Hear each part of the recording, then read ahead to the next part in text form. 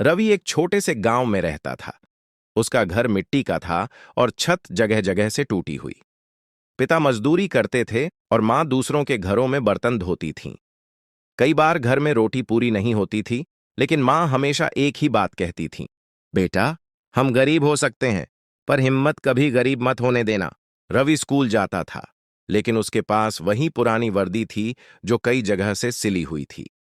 एक दिन स्कूल में बताया गया कि वार्षिक समारोह होने वाला है। सब बच्चे नए कपड़ों की बातें कर रहे थे। किसी के पास नए जूते थे, किसी के पास नया बैग।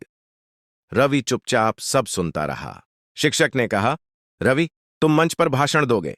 रवि की आंखों में आंसू आ गए। उसने धीरे से कहा, सर, मैं मंच पर नहीं जा पाऊंगा।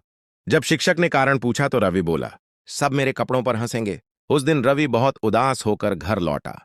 उसने मां से कुछ नहीं कहा, बस चुपचाप सो गया।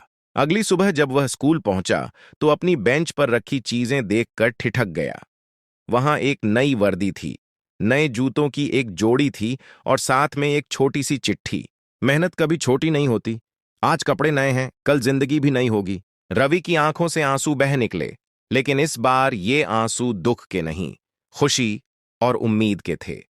उस दिन के बाद रवि और ज्यादा मेहनत करने लगा। वह सबसे पहले स्कूल आता और सबसे आखिर में जाता।